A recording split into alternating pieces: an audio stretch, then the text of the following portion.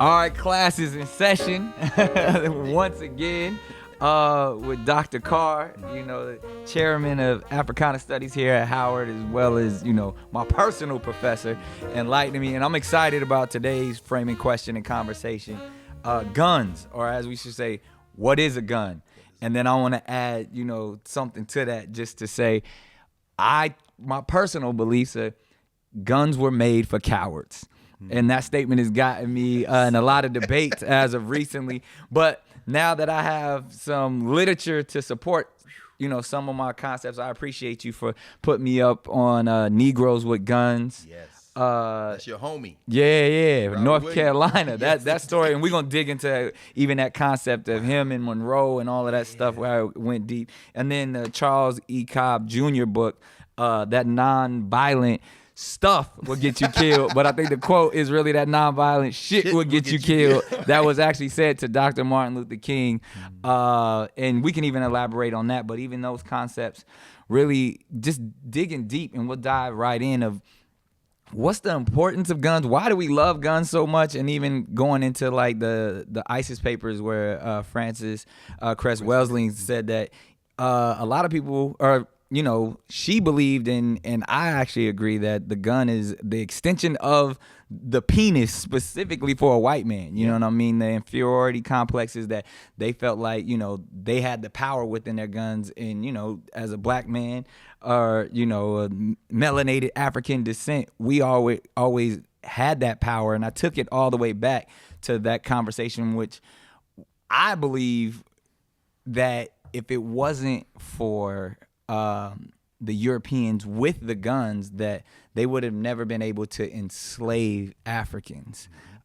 Just because, when they came to West Africa and they saw what we were doing, the one thing that we didn't have at the time were guns. And then the idea, going back to that concept of what a gun was created for, what is a gun, when you're shooting a projectile from a distance, right, that takes away that hand-on-hand combat. That's right. That where that power actually is originally created. You know what I mean? Like where you can, there's nothing wrong with two men or two women, two creatures battling it out. That's right. To see, it's that survival of the fittest. It's to see who's the strongest, and whether you got to provide for your family in that manner, or you just testing skills. Yeah, differences. Exactly. Yeah. That pure competition, a gun takes that away. Right.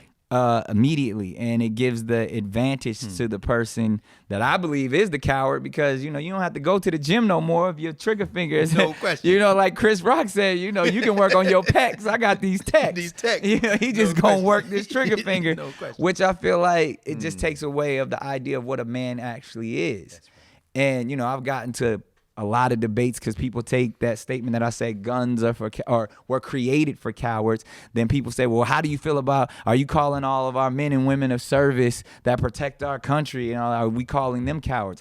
I never said that, but I'm saying the concept in which the weapons that we choose to use can, we've taken that idea away from building yourself up to protect. It's more about like, no, let's build your arsenal up to protect. And it goes that way. It was like, well, whatever guns they got, I want those guns too. Yeah, I have to have them if I want to live. I was like, so I'm not saying I'm a proud gun owner. I have several, but I honestly want to say that if we did away with them, I wouldn't be mad at that, I don't want you to have something that I don't have. Right. So every gun you got, I want that as well. That's foolish. Yeah. That's what Robert Williams said. Yeah. And come on, man. And I think let's dive into that just real quick, just so no question. Break it down for him. Go break it down for him. For y'all listen real close to my man. Break down his homie. Yeah. Well, I'm in North Carolina. I believe it was like 1961, 1962. There were obviously so many things going on with racism and segregation, and there, there's a specific public pool. Yes. Yeah. Yes. Where it started, where they didn't want white folks and black folks swimming together, and the black people in the community rallied up, protested, even brought a lot of the young people together. Oh, no question, because our kids were drowning in ditches, man. Right. They didn't have a pool. Right. So in that manner, they set out to say, we're gonna get out here and ask for these equal rights. We want to swim in this pool just as much. And the idea of black people swimming with white people infuriated the white community so much that they resorted to violence against the protesters and everyone else. And Mr. Williams was like, you know what? We need to get these guns. Yeah, we gotta get these guns. That's like, right. And something that stood out to me in the book is during that time where, you know, they were trying to run him off the road and all that stuff. No And question. And as his travels in and out of the protest, they ran him off the road and he had his guns in the car. Yes. And they walked up on him, the police the police walked up on him. Yes, sir. And was, you know, the people were shouting, kill the niggers, they can't swim with us. Niggas, man. And he didn't say nothing. He just pulled out his strap. Well, you ready? As 50 said, get the strap. Get the strap, baby. He pulled out the strap. And they said one white man was so shocked that he just broke out in tears. He's like, the niggers got guns. Niggas got guns. Like, what world are we living in where niggers got guns got and even the guns. police can't stop it? But it's like we say that, and this was 1961, 62. But today, when we talk about defending ourselves against law enforcement, it's such a crazy concept that if they see a black man with something that looks like a gun, a cell phone, some Skittles, a little knife like Laquan McDonald. They letting off. They not crying. They say if it looks like a gun, they're going to shoot first. They clip, man. Amadou Diallo, I got a wallet. Right. That's all right. We gonna murder you in your doorway, and we just gonna keep pulling until we empty our clip. And the fact that we've gotten to this point that there's so much fear. And I made this statement before. It's like they shoot at what they fear. No question. You know, like they have so much fear for the black man and his power. Isn't that something? All that dominance they want to exert, and yet the thing that gets them off in court is the 5 words: "I feared for my life." I feared for my life. Come on, man. Yeah, and it's everything from stand your ground, and it's just so it's disheartening when we think about what this country is supposed to be built on, and we have statements like freedom and liberty must be defended with force. Right. Like, says who? Yeah, like if we freedom- all free, if you go back to Africa, Yes, sir. That concept doesn't even apply. No. We free over here, y'all free over here, y'all come on, rock how you want to rock. And if we have conflict, we have a way of resolving conflict that might even involve violence from time to time. Right. But won't be all of us versus all of you. Yeah. I mean, Chinua Achebe, who wrote the book Things Fall Apart. Right. You know, A Great War. And Achebe is an Igbo guy. You know, a lot of people are allowed to read that book in curriculum. That's the one African novel that everybody can at least say, we can read this book. When the British came, man, they're like, how are y'all resolving conflict? Chinua Achebe said, before they came, a great war might be 12 people. Ooh. So in other words, you pick your best 6. I got my best 6. We're going to battle it out. It's the battle. And like you said, it's a relationship. Right. And you respect it. You respect it. You respect it. You bow down. You live to fight another day. No question. And you don't have a standing army as such. Right. Now, if you have an empire, right, that's a little different. So people say, oh, well, you know, everybody in Africa wasn't like that. No. But, you know, I forget, every time we go to Egypt, we go to Aswan, near where the Nubians are. Right. And you go in the Aswan Museum, and there are these statues about maybe a foot high. And there are maybe 3 dozen of them standing in a row, the Nubian archers with their bow on their shoulder. Right. They called Nubia Taseti, the land of the bow. They said these brothers could put your eye out at 200 yards, man, or beyond. With a bow. They were nice with the bow, man. Right. But they didn't go looking for fights. Right. This was defensive. All self-defense. You know what I'm saying? And then if you go up the Nile, they were incredible stick fighters. They were into wrestling. Right. They were into stick fighting. Right. What's that about? Showing skill. Right. How do I subdue somebody? How can I make sure you don't hit me with this stick? And even the sound of it was like music. Right. But this whole notion of projectiles. Right. Of lining up a bunch of people from a distance. You know what I'm saying? Gunpowder. You know, with gunpowder. And then, you know, like I said, the Chinese, they say invented gunpowder. But then the scholars say, well, it probably wasn't the Chinese. But what we see is this is a 500-year conversation. This is not 10,000 years. Right. This isn't 2,500 years. Right. This really is a European conversation. Yes.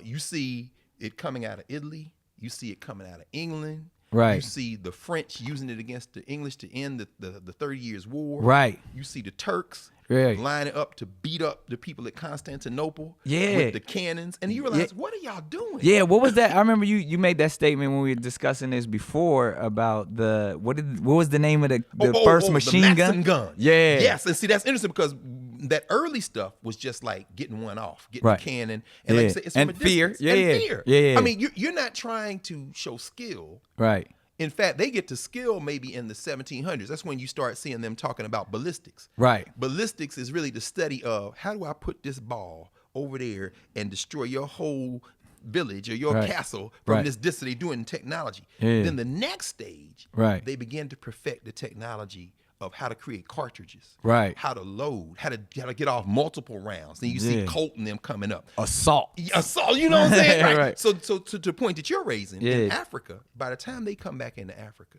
now we're talking about the 19th century, Oh, okay. the British Right. have developed the technology to just straight murder.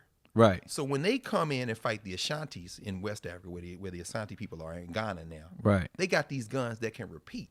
Right. And when they go to Southern Africa, a little bit earlier than that, 1820s, 1830s, Right. we all know the name Shaka Zulu. Absolutely. The Zulu, they still teach those battle techniques, man, in contemporary military education in terms of hand-to-hand combat. Right. Them guys had a shield and a spear. And a spear. Like you said, this is relationship. You know what I'm Yeah, saying? yeah. And often, this is very interesting. Now they got standing armies. Now you Right. got a bunch of people to go in. Right. But even when they would combat and fight other people, and sometimes they were imperialistic. They would come and, all the stories ain't got all good guys. Right. Shaka was cold-blooded on some of Yeah, this stuff, right? absolutely. But He was when a warrior. No question. But when you would meet each other in battle, the Zulu would often leave the other army an escape route.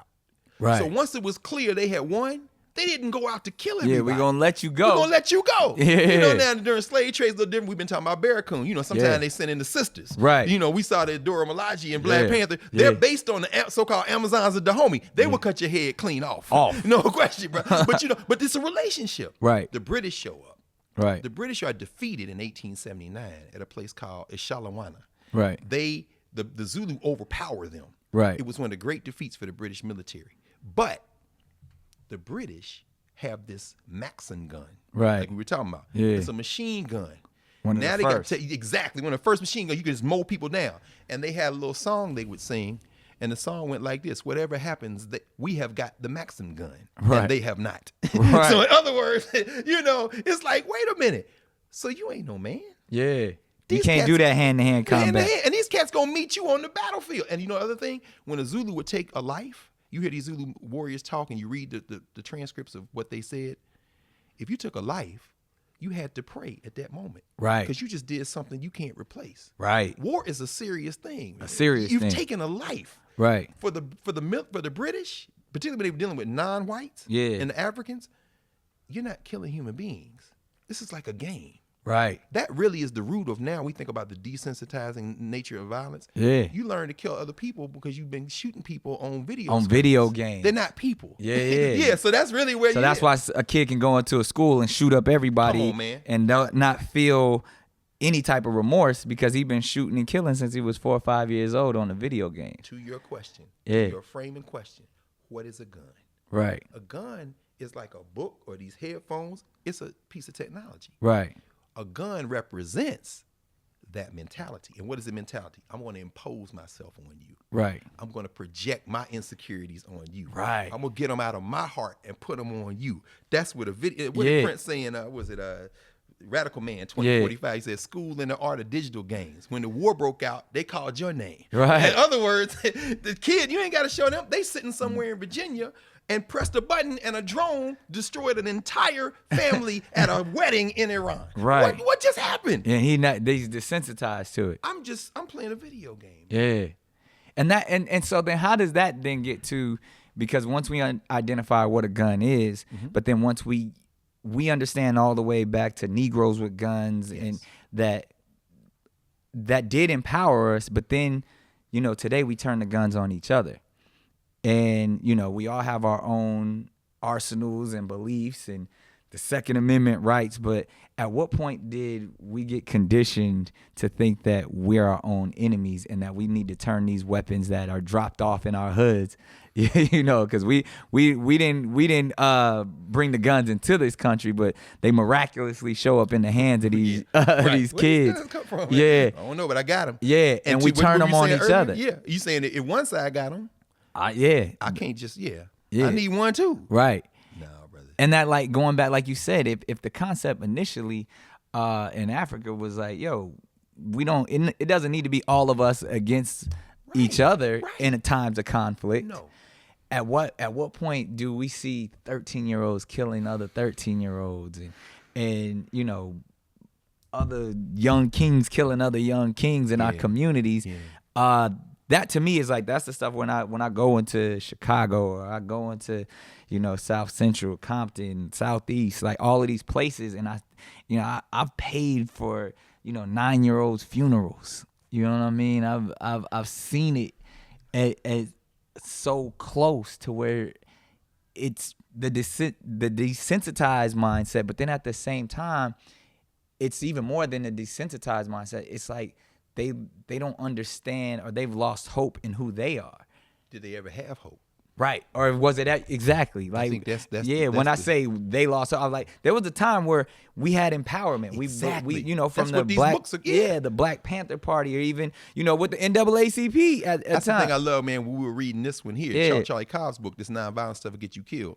And we were talking about that. Yeah. The picture on the paperback issue of that book, that's an old lady in Lowndes County, Alabama. You know what I'm saying? Strapped up. Strapped. She got her straight rifle. Ready to go. You know? And the thing, of course, we know that Snick, which is all through that book, who learning about violence. In fact, I'll finish this story in a minute, but you got to tell that story about Stokely Carmichael. Man. Oh, yeah, that to me, as we know, Stokely Carmichael is one of my favorites, and even graced the halls of Howard. That's right.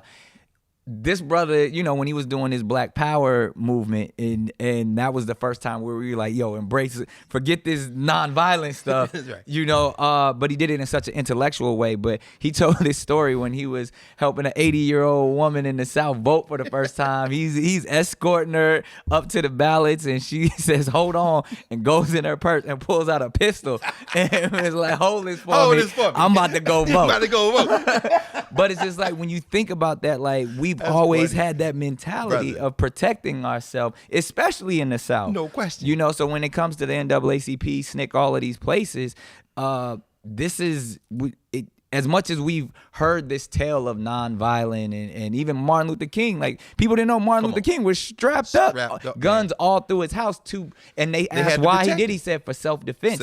They said when his house was first bombed, he went and tried to get a concealed permit to carry his gun, and they denied him. That's right. But he was like, yo, I'm gonna be strapped. He had a wife, and Yolanda, the baby, was in the house in Montgomery. Y'all just blew up my house. I'm gonna sit here and wait. Yeah. When you come back. Y'all trying to kill me. I need to protect myself. To protect my. Well, Gil Scott-Heron said in his song "Gun," when other folks give up theirs, I'll give up mine.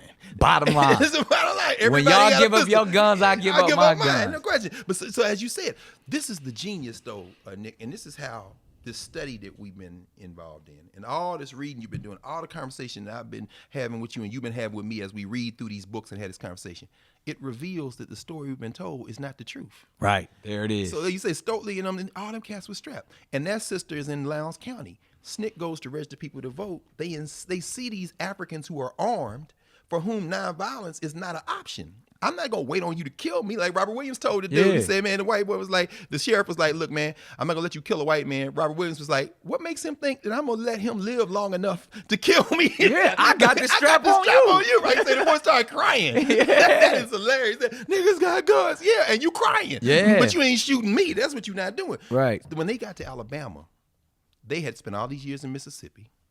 They come to Alabama. You got college students from Clark, Atlanta. Right. In fact, the mascot at Clark, Atlanta is a panther. Yeah. The trace of that panther ends up on the West Coast as the Black Party. Panthers. That's right. The original Black Panther Party comes out of Lowndes County, Alabama. It's SNCC and them working with those voters. And being strapped up. No question. And when you look at Bobby and Huey out there in the Bay Area, Huey Newton's pop had to leave Louisiana in part because of the gun culture. Yeah. In Negroes with Guns, they talk about the Deacons for Defense. Yeah. Oh, right. Some The serious Deacons for dudes, Defense man. is cold-blooded. Cold-blooded. Y'all ain't gonna kill us. And that's the thing, like, even touching on that for a second, I make this statement. I was saying white people were the first ones to do drive-by shootings. Oh, no question, brother. And they called them night riders. Night riders. So what they would do, whatever went on during the day, you could protest and do all of this stuff. They were like, all right, we're going to wait till the night. Yep. And they would drive by and just light up a house. Straight up. And Come on, brother. And then to go from that, and then we get to our gang culture or even the mafia culture where we think, oh, that's where the drive-bys were created. It's like, no, the night riders. Night riders. And then I'm not talking about Kit and David Hasselhoff. Nah, David Hasselhoff. We talking about night rider. No. They would. That's what they called themselves, and it was a form of the Klan. Yeah, but they would, intimidation. and they would just shoot up your entire house. That's it. In fact, we know it wasn't limited to the South. Right. It was before cars. Right. Because, of course, Malcolm writes about that in autobiography of Malcolm X. Right. They rolled on their farmhouse. Yeah. On horses. On horses. You know what I'm saying?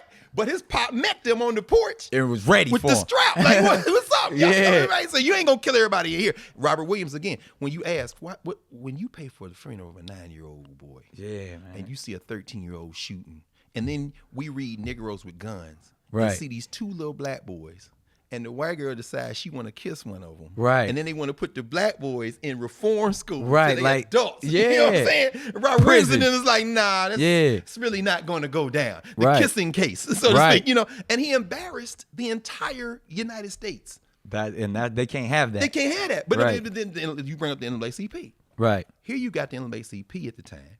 He's the president of the Monroe, Louisiana chapter of the NAACP.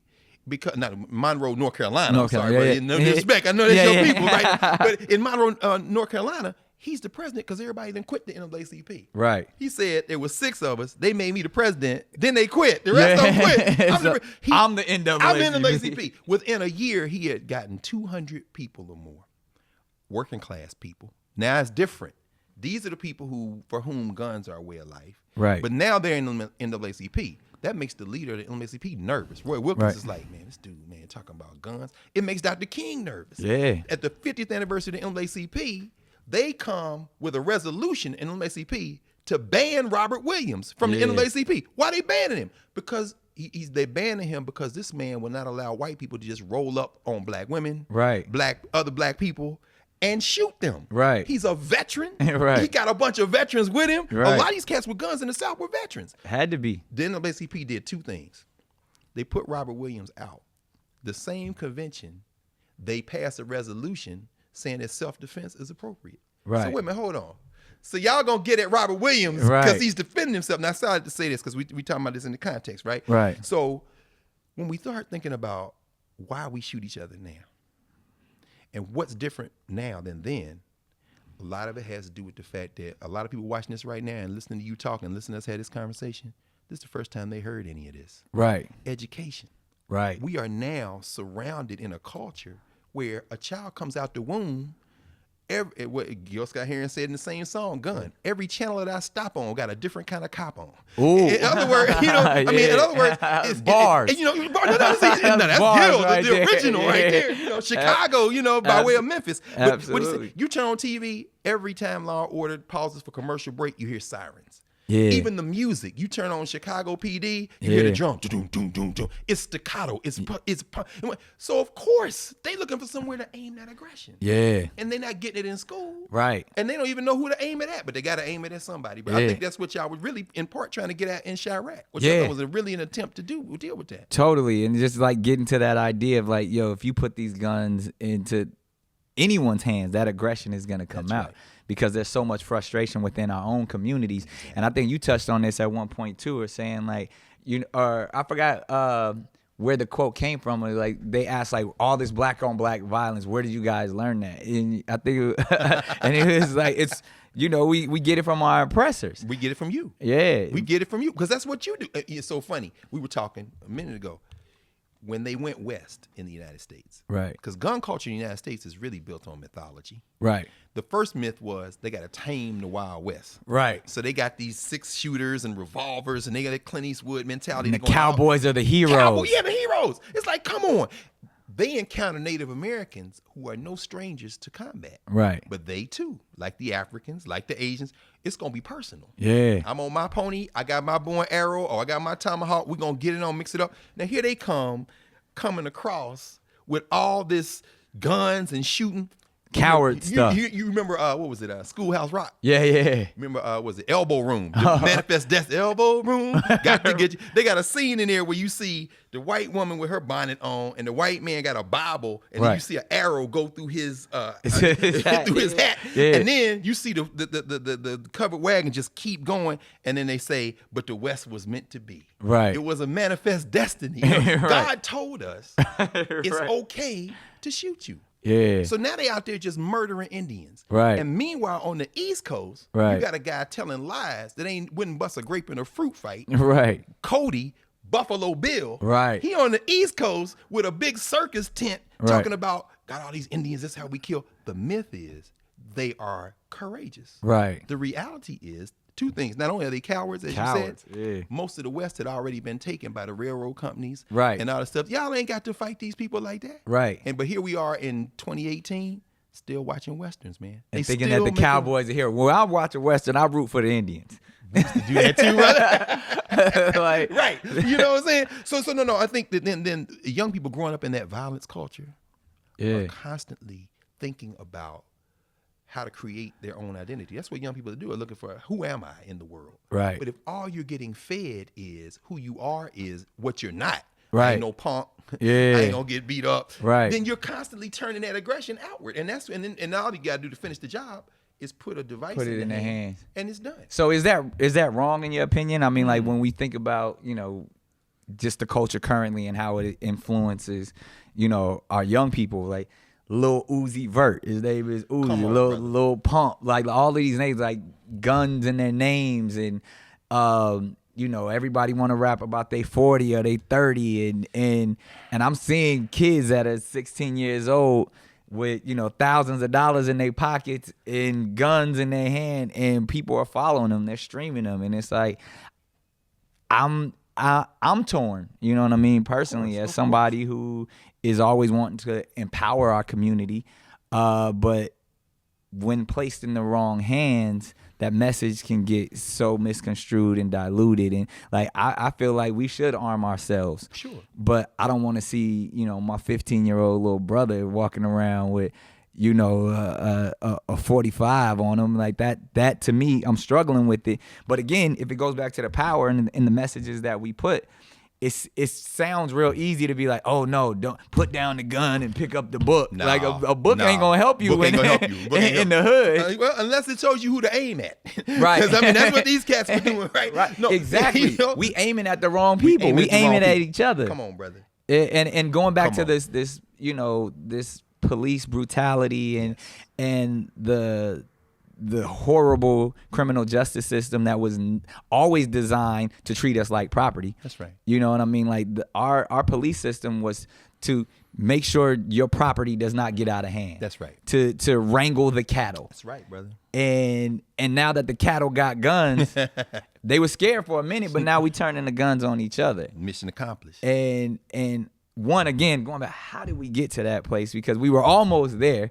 We were almost there. We were almost there. But then it's like, okay, now it's cooler to shoot your brother. I mean, Jay said it the best. It's like, y'all kill X, but y'all let Zimmerman live. Zimmerman live, man. You know what I mean? The streets is dead. Like when we killing each other off, but then the ones that are killing us, we scared of them. Right.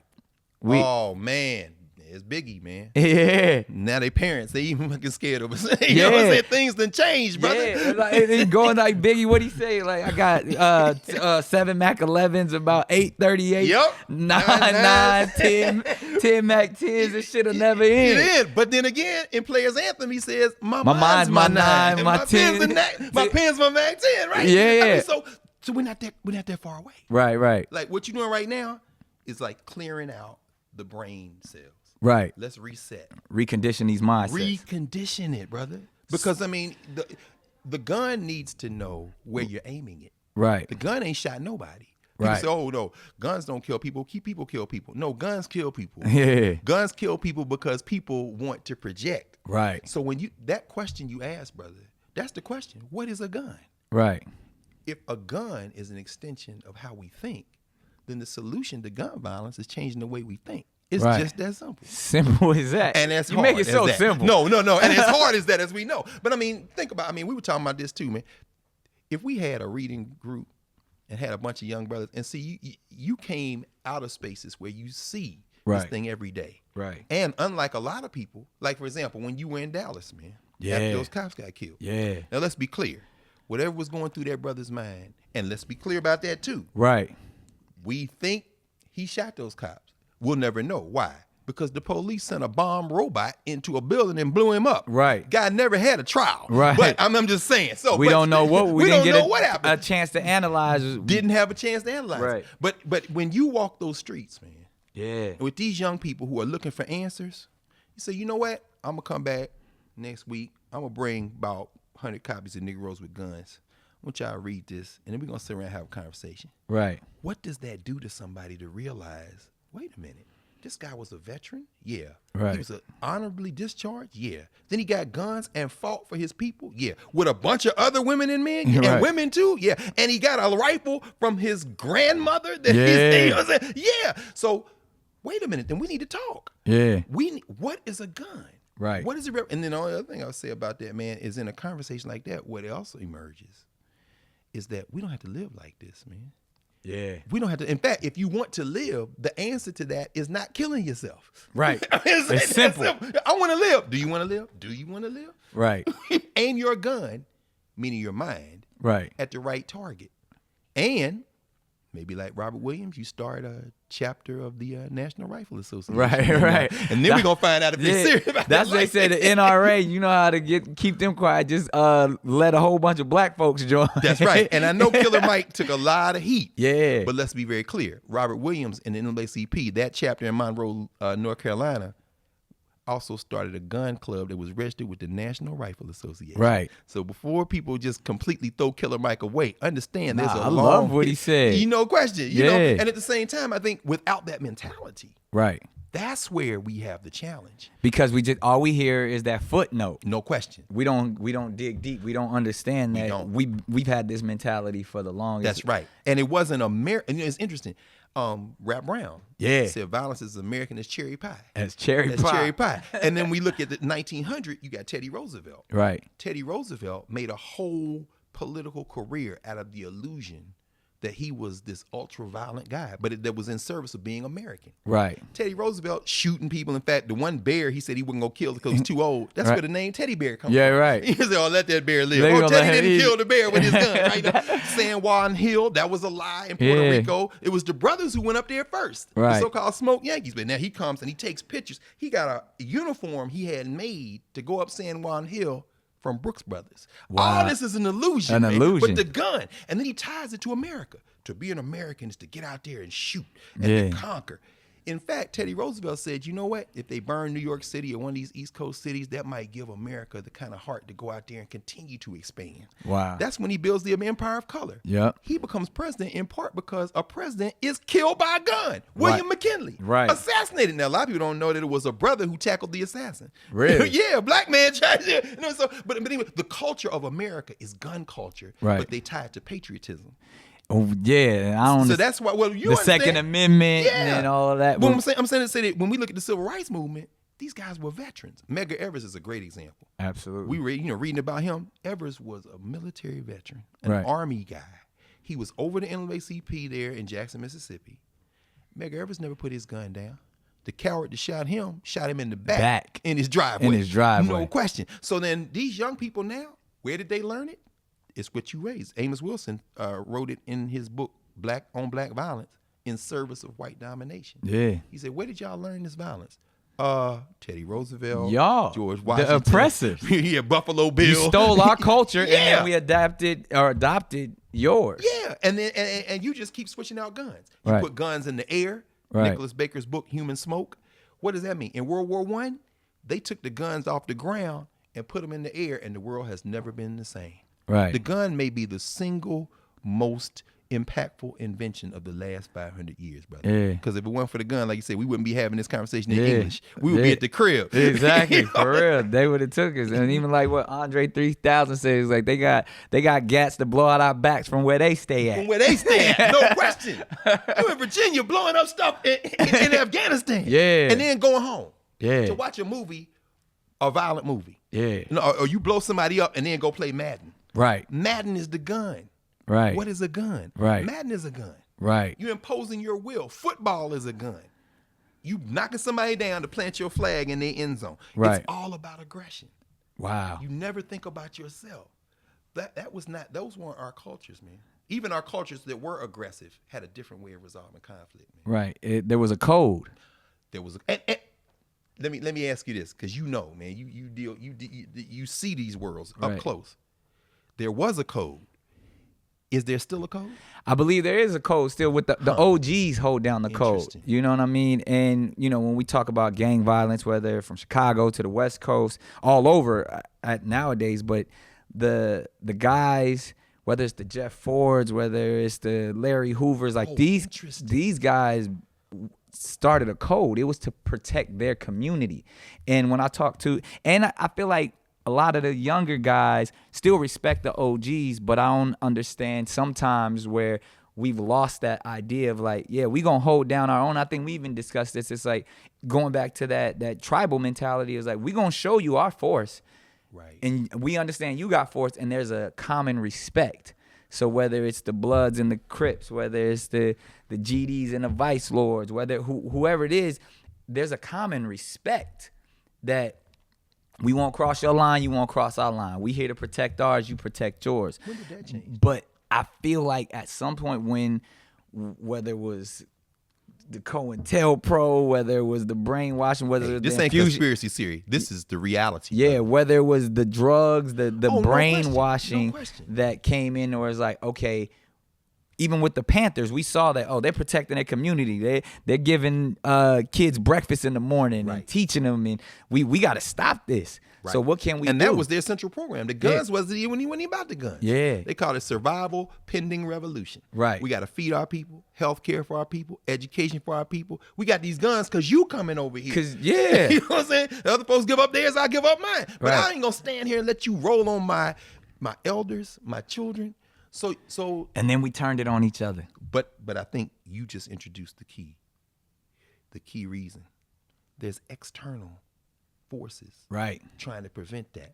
Right. So when the Slawsons and them cats are out there on the West Coast, the reason they forming the gangs, as you say, is to protect themselves from these white ethnic gangs that are out there. Right. You go to Zoot Suit riots of the 1940s in LA, and they out there trying to hunt Spanish people. Right. Come on, man. So if you come out there and your parents have moved you like Huey's and them did from Louisiana or Texas or something, now you out in LA. Right. Because your parents can get a job. Right. Because black people have forced their way into the industries out there. Right. And now these white boys show up on your block trying to, what, you gonna stand there and take an ass whipping? Right. Because they don't want to live next to you. Exactly. Right. And then the Slawsons and all these cats, and then the Panthers show up. Right. And you get Bunchy Carter and these cats starting to recruit those young brothers into that revolutionary spirit.